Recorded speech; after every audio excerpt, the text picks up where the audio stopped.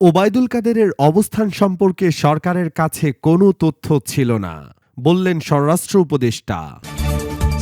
এদিকে শেখ হাসিনার বিরুদ্ধে ২১,০০০ কোটি টাকা দুর্নীতির অনুসন্ধানে দুদকের অনুমোদন। হাসিনার সেই ৪০০ কোটি টাকার পিয়নের বিরুদ্ধে মামলা, অ্যাকাউন্টে লেনদেন হয়েছে প্রায় ৭০০ কোটি টাকা। ডিবি হারুন ও তার পরিবারের সদস্যদের নামে দুদকের মামলা। পঞ্চদশ সংশোধনীর কিছু অংশ বাতিল করেছেন হাইকোর্ট। শুনছিলেন সংবাদ শিরোনাম, শুরু করছি এবার বিস্তারিত। ওবায়দুল কাদেরের অবস্থান সম্পর্কে সরকারের কাছে কোনো তথ্য ছিল না। আমরা যদি জানতাম তাহলে তাকে গ্রেফতার করা হতো বলে মন্তব্য করেছেন স্বরাষ্ট্র উপদেষ্টা লেফটেন্যান্ট জেনারেল অবসরপ্রাপ্ত জাহাঙ্গীর আলম চৌধুরী। মঙ্গলবার ঢাকা বিভাগীয় কমিশনারের কার্যালয়ে আইনশৃঙ্খলা সংক্রান্ত এক বিশেষ বৈঠকের পর এ মন্তব্য করেন স্বরাষ্ট্র উপদেষ্টা। আওয়ামী লীগ সাধারণ সম্পাদক ওবায়দুল কাদের গত ৮ই নভেম্বর কলকাতায় পৌঁছেছেন। উল্লেখ করে গত সোমবার মানবজমিনে একটি প্রতিবেদন প্রকাশিত হয়। এ বিষয়ে গণমাধ্যম কর্মীরা জানতে চাইলে জাহাঙ্গীর আলম আরও বলেন, আপনারা একটা উদাহরণ দেন যে কেউ লুকিয়ে আছে, আমরা জেনেও তাকে ধরিনি, আমরা কাউকে ছাড় দিচ্ছি না। সাবেক স্বৈরাচারী হাসিনাকে ফিরিয়ে আনার বিষয়ে উপদেষ্টা জাহাঙ্গীর আলম বলেন, ইন্টারপোলকে একটি নোটিশ পাঠানো হয়েছে এবং পরে আবার তাদের নোটিশ জারি করার কথা মনে করিয়ে দেওয়া হয়েছে। গায়েবী মামলার বিষয়ে জানতে চাইলে তিনি বলেন, আমরা আবারও নিশ্চিত করতে চাই যে যারা দোষী নন তাদের কোনো ক্ষতি হবে না। পরিবর্তনের সময় লাগবে, আমরা ২ দিনের মধ্যে সব পরিবর্তন করতে পারব না, এর জন্য ধৈর্যের প্রয়োজন। আরেক প্রশ্নের জবাবে স্বরাষ্ট্র উপদেষ্টা বলেন, আইনশৃঙ্খলা পরিস্থিতি আগের চেয়ে ভালো আছে। ১৪ই ডিসেম্বর শহীদ বুদ্ধিজীবী দিবস ও ১৬ই ডিসেম্বর মহান বিজয় দিবস নিয়ে অনেকে আশঙ্কা প্রকাশ করেছিল, এই হবে ওই হবে বলেছিল, কিন্তু দুটি দিবস ভালোভাবে শেষ হয়েছে। ২৫শে ডিসেম্বর বড়দিন ও ৩১শে ডিসেম্বর 31st নাইটও ভালোভাবে শেষ হবে। পুলিশের মনোবল আগের চেয়ে অনেক পরিবর্তনে এসেছে, তাদের মনোবল বেড়েছে। একটা বড় ঘটনা ঘটার পর ২ দিনে পরিবর্তন আসবে না, একটা ঝড় হয়ে গেলে ঘরবাড়ি সংস্কারের সময় লাগে। অনেক পুলিশ কাজে যোগ দিয়েও মামলার আসামি হওয়ার কারণে পালিয়ে গেছেন। এমন বক্তব্যের জবাবে জাহাঙ্গীর আলম চৌধুরী বলেন, কাজে যোগ দেবার পর পুলিশ পালিয়ে গেছে এমন সংবাদ নেই, তারা কাজেই যোগ দেয়নি। আগের প্রধানমন্ত্রীর আত্মীয় স্বজন ১৬ জন সংসদ সদস্য ছিলেন, সবাইকে তিনি আগেই ভাগিয়ে দিয়েছেন।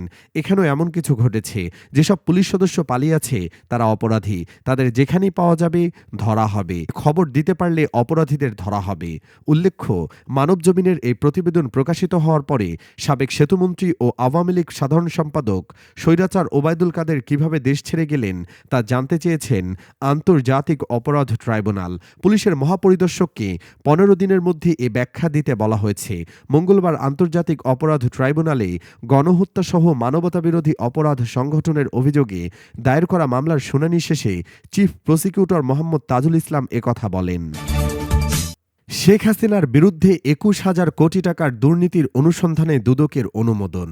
স্বৈরাচার হাসিনার বিরুদ্ধে ২১,০০০ কোটি টাকা লোপাটের অভিযোগ অনুসন্ধানের অনুমোদন দিয়েছে দুর্নীতি দমন কমিশন দুদক। মঙ্গলবার দুদকের দৈনিক ও সাম্প্রতিক অভিযোগ সেলের পরিচালক উত্তম কুমার মণ্ডল স্বাক্ষরিত এক স্মারক থেকে এ তথ্য জানা গেছে।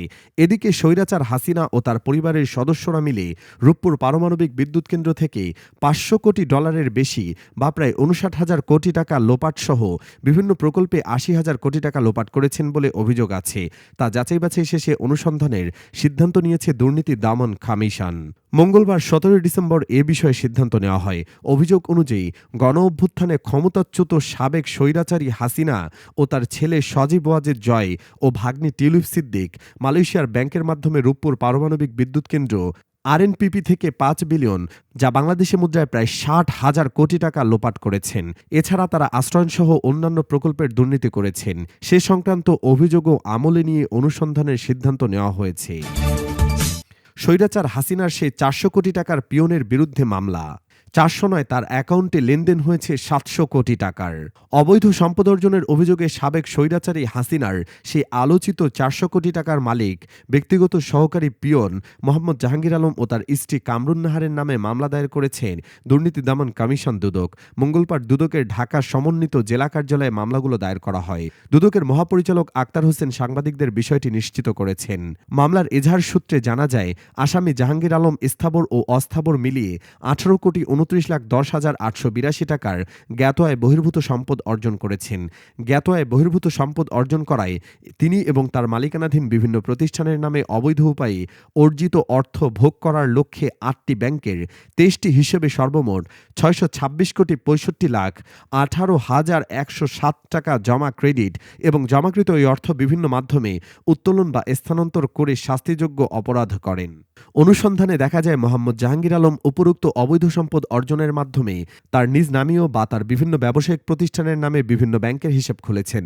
তার ৮টি ব্যাংকের ২৩টি হিসাবে সর্বমোট ৬২,৬৫,১৮,১০৭ টাকা জমা এবং ৬২,৬০,১৫,৬৭১ টাকা উত্তোলিত হয়েছে, যা দুদকের অনুসন্ধানে সম্পূর্ণ অস্বাভাবিক ও সন্দেহজনক মর্মে প্রতীয়মান হয়েছে। অবৈধভাবে অর্জিত বিভিন্ন অর্থ ব্যক্তিদের মাধ্যমে বিভিন্নভাবে তার হিসেবে জমা হওয়ার পর তিনি তা বিভিন্ন পন্থায় স্থানান্তর করেছেন, যার মধ্যে মোহাম্মদ জাহাঙ্গীর আলম তার মালিকানাধীন স্কাই বি রেঞ্জ নামে একটি ব্যাংকের একটি চলতি হিসেবে শুধু ২০২৪ সালের ৮৩ দিনে মোট ১৭৮ কোটি টাকা জমা এবং ১৭৮,৯৩,০০০ টাকা ফান্ড ট্রান্সফার করেন। এদিকে ৬,৮,৪৮,৬৪২ টাকা জ্ঞাত আয় বহির্ভূত সম্পদ অর্জন ও সম্পদ ভোগ দখলে রাখার অভিযোগ মোহাম্মদ জাহাঙ্গীর আলমের স্ত্রী কামরুন নাহারের নামেও মামলা দায়ের করা হয়েছে। ডিবি হারুন ও তার পরিবারের সদস্যদের নামে দুদকের মামলা। অবৈধ সম্পদ অর্জনের অভিযোগে সাবেক ডিবি প্রধান মোহাম্মদ হারুনুর রশিদ এবং তার স্ত্রী ও তার ভাইয়ের বিরুদ্ধে পৃথক ৩টি মামলা করেছে দুর্নীতি দমন কমিশন। মঙ্গলবার দুদকের ঢাকার সমন্বিত জেলা কার্যালয়ে মামলাগুলো দায়ের করা হয়। সাংবাদিকদের দুদকের মহাপরিচালক আক্তার হোসেন জানান, সাবেক ডিবি প্রধান মোহাম্মদ হারুনুর রশিদের বিরুদ্ধে ১৭,৫১,০০,০০০ টাকার অবৈধ সম্পদ, তার স্ত্রী শিরিন আক্তারের বিরুদ্ধে ১০,৭৬,০০,০০০ টাকা এবং হারুনের ভাই এভিএম শাহরিয়ারের বিরুদ্ধে ১২,৯৬,০০,০০০ টাকার অবৈধ সম্পদ অর্জনের অভিযোগ আনা হয়েছে। আসামিদের বিরুদ্ধে দুদক আইন ২০০৪-এর ২৭-এর ১ ধারা এবং ১৯৪৭ সনের দুর্নীতি প্রতিরোধ আইনের ৫-এর ২ ধারায় মামলাগুলো দায়ের করা হয়েছে। পঞ্চদশ সংশোধনীর কিছু অংশ বাতিল করেছেন হাইকোর্ট। পঞ্চদশ সংশোধনীর কিছু অংশ বাতিল করে রায় দিয়েছেন হাইকোর্ট।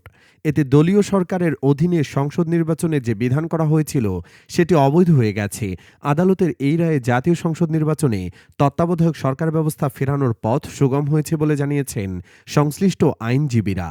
আজ মঙ্গলবার ১৭ ডিসেম্বর সকালে বিচারপতি ফারাহ মাহবুব ও বিচারপতি দেবাশিস রায় চৌধুরীর হাইকোর্ট বেঞ্চ পঞ্চদশ সংশোধনী কেন অবৈধ হবে না এই মর্মে জারি করা রুলে এ রায় ঘোষণা করেন। আওয়ামী লীগ সরকারের আমলে ২০১১ সালের ৩০ জুন পঞ্চদশ সংশোধনী আইন জাতীয় সংসদে পাশ হয়। ওই সংশোধনের মাধ্যমে তত্ত্বাবধায়ক সরকার ব্যবস্থা বাতিলের পাশাপাশি স্বৈরাচার মুজিবকে জাতির পিতা হিসেবে সাংবিধানিক স্বীকৃতি দেওয়া হয়। এই আইন চ্যালেঞ্জ করে গত ১৮ আগস্ট সুশাসনের জন্য নাগরিক সুজন সম্পাদক বদিউল আলম মজুমদার সহ ৫ বিশিষ্ট ব্যক্তি রিট করেন। প্রাথমিক শুনানি শেষে হাইকোর্ট গত ১৯ আগস্ট রুল দেন।